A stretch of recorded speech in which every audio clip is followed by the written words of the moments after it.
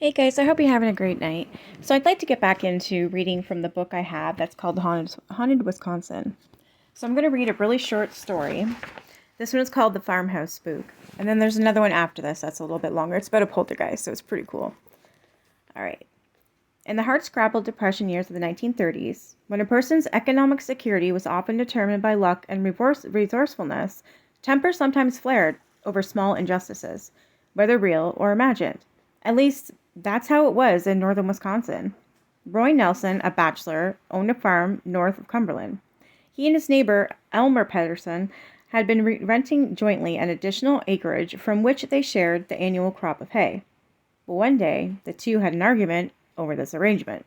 Soon, Roy began complaining about a ghost on his property, a ghost who left barn doors open day and night, filled feed troughs with water, and pounded on the walls of his house.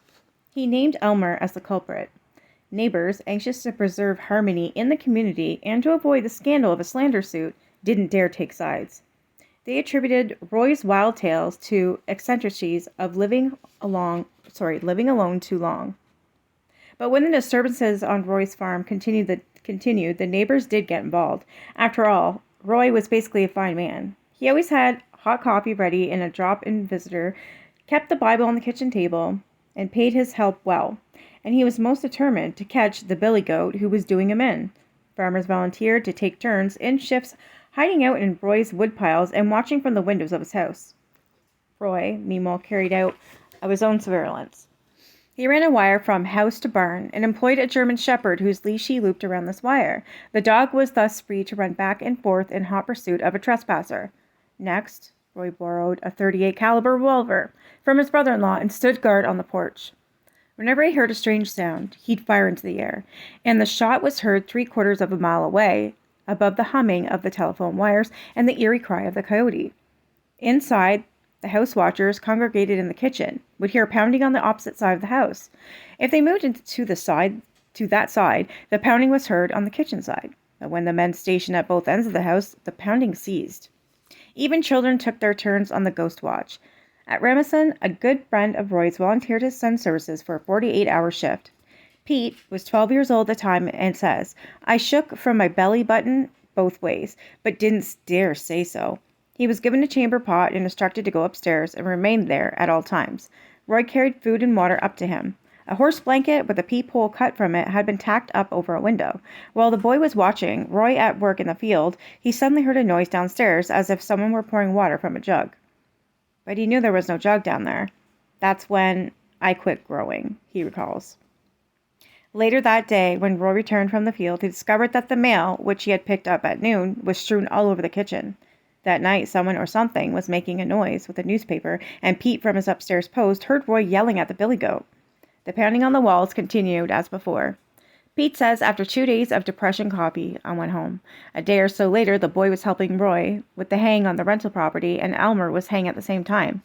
Pete says at one time we were all within 15 feet of one another, and the look they exchanged wasn't one of love, hope, or charity. A short time later, Elmer died, and the ghostly disturbances ceased. Coincidence? Or was Elmer the farmhouse spook? If he was he never caught? Was it because no one really wanted to catch him? Because a bit of levity makes bearable that the days of quiet desperation? To this day, no one knows, for sure, the ghost's identity. Perhaps it never really mattered.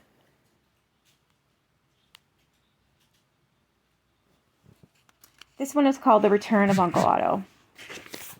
A ghost can make itself known in a number of ways. The poltergeist, or noisy ghost, lets its presence be felt through a series of rappings, poundings, or other calamitous behavior. The unseen visitor may throw dishes, overturn furniture, clump up and down stairways, or bang on walls. The origin of the poltergeist is similar to that of most ghostly creatures. When a person dies, so the experts tell us, an imprint much like a photographic negative is left behind, which may take on physical properties and become a force of its own.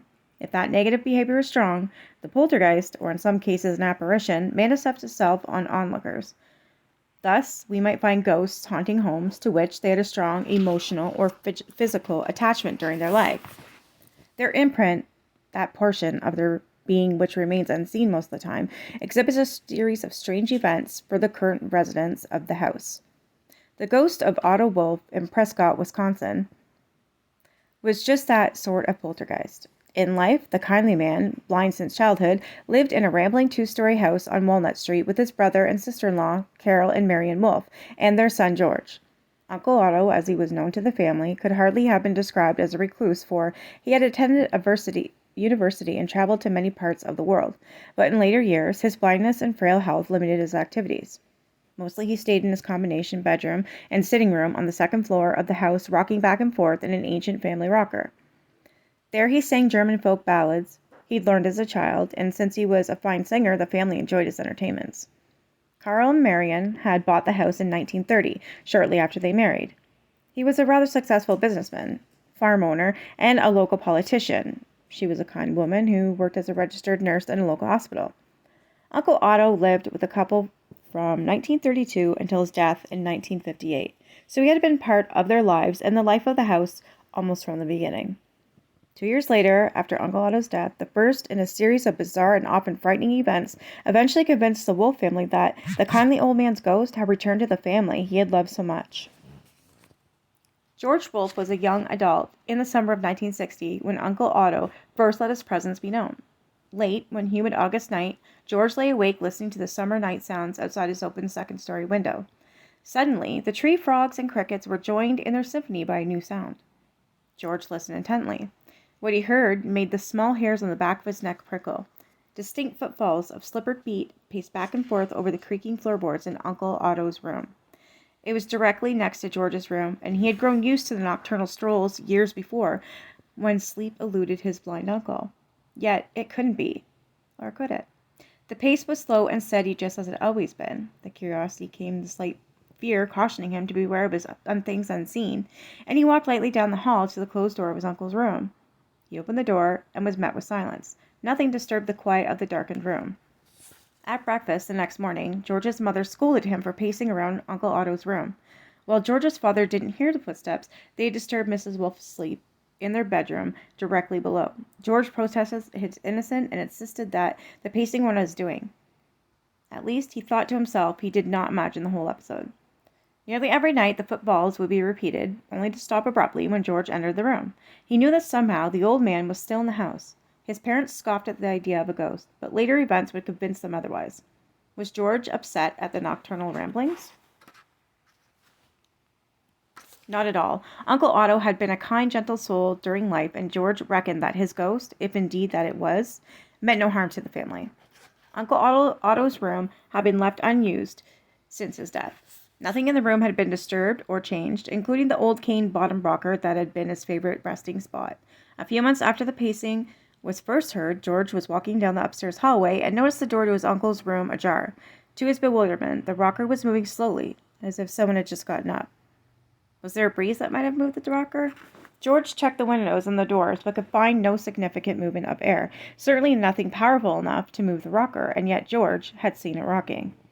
For many nights, therefore, after, would hear the pacing from the next room during the night, followed by the soft creaking of the rocker, and each time that he entered the room, after hearing the movement, the rocker would still be swaying. Perhaps an errant squirrel, rodent, or one of the Siamese cats in the house had brushed against the chair while escaping detection. George explored the possibility that scattering white flour across the floor of the room. Maybe he would even catch a ghost, or at least find proof of one. His theory collapsed, however, when the footsteps would be heard and the rocker creaked, but no signs of either beast or man were found in the carpet of flour. Ghosts, of course, leave no footprints. Why had Uncle Otto returned to his home? Was it out of concern for his family's well-being? There are many cases in poltergeist activity when a home is beset by crises of various types. An emotional trauma or sudden tragedy can bring about poltergeist, and in this case, Uncle Otto's appearance was a harbinger of sorrow, as the family soon discovered. A few years later, after Uncle Otto first walked in that night, Carl Wolf developed artery sclerosis and diabetes. The diseases would cause his early death in 1970. By the mid-1960s, his family was already experiencing hard times as a result of trying to cope with the financial drains of serious illness. As the family faced a double crisis, Mrs. Wolf was told the stiffness she experienced was rheumatoid arthritis. The poltergeist activity had increased. So it was the winter of 1967 to 68 was particularly trying for the family members financially, medically, and more erratic behavior of their family ghost. Until that winter, the nightly pacings and swaying rocker had become a part of the family's daily existence. Even George's parents had long ago accepted the unnatural source of the activity. The ghost knew the family was in trouble. As George Wolfe looks back on the events of that winter, he thinks Uncle Otto was trying to register his concern over the family's unhappiness. George had finished college and was looking for a job when he noticed that the pacing was growing in intensity and duration. It could clearly be heard at all times of the day and the night, quite unlike earlier years. Even Carl Wolfe, nearly an invalid and the last one to accept the presence of the ghost, admitted to his son that he often heard the soft footfalls when he shaved in a bathroom next to the haunted bedroom.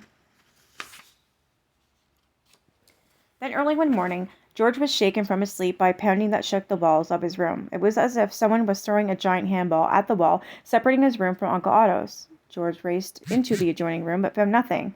His parents, too, had heard the booming thuds. Until now, the ghost of the old man had been almost gentle in his behavior, but this turn of events put the Wolves on edge. In December 1967, the family's financial plight worsened. They were forced into foreclosure and had to sell the house and many of the furnishings to pay debts. The decision was made to move to a smaller house as soon as possible. Uncle Otto's ghost was not pleased. The poundings and knockings grew in severity, coming now from his old room and minutes later from the other parts of the house. One evening in January 1968, while the family prepared to move, Uncle Otto tried to convince them in a most spectacular way that the house should not be abandoned.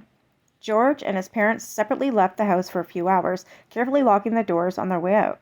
When George returned later, he found his parents and a neighbor staring at the house.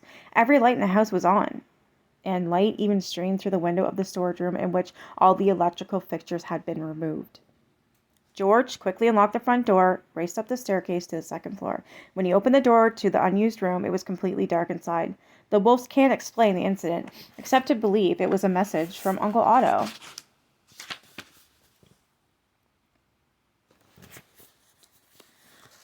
On a number of occasions over the years, and particularly during their final winter in the house, the Siamese cats owned by the family exhibited strange behavior near the haunted bedroom.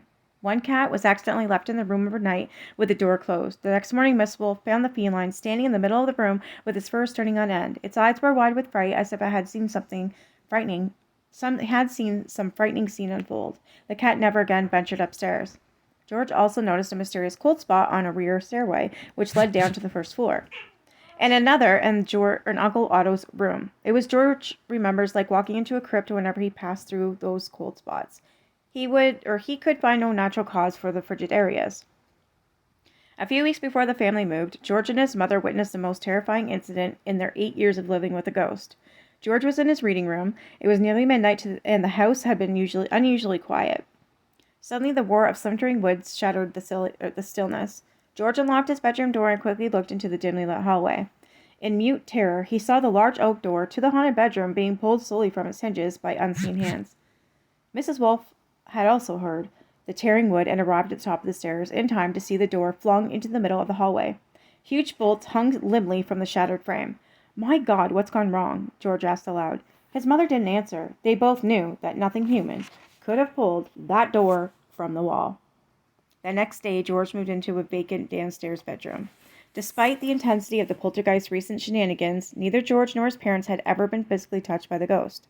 That changed a few days after the door was torn away. George awoke to a soft, almost gentle stroking against his face. It was the feel of a human hand against his cheek, reassuring in its touch. One of the cats, maybe? He threw on the light and saw nothing. In an old chair, however, sat the cat, its back arched rigidly, unmoving except for its eyes, which seemed to follow the progress of something unseen moving across the room. George knew Uncle Otto was saying goodbye. A few weeks later, the Wolfe family moved. Although they had loved the kindly old man in life, they didn't ask Uncle Otto along, and he didn't move with them. For as long as he lives, George Wolfe will remember that the house on Walnut Street and the ghost of Uncle Otto trying mightily to keep the family he loved from leaving the home he occupied, even after death.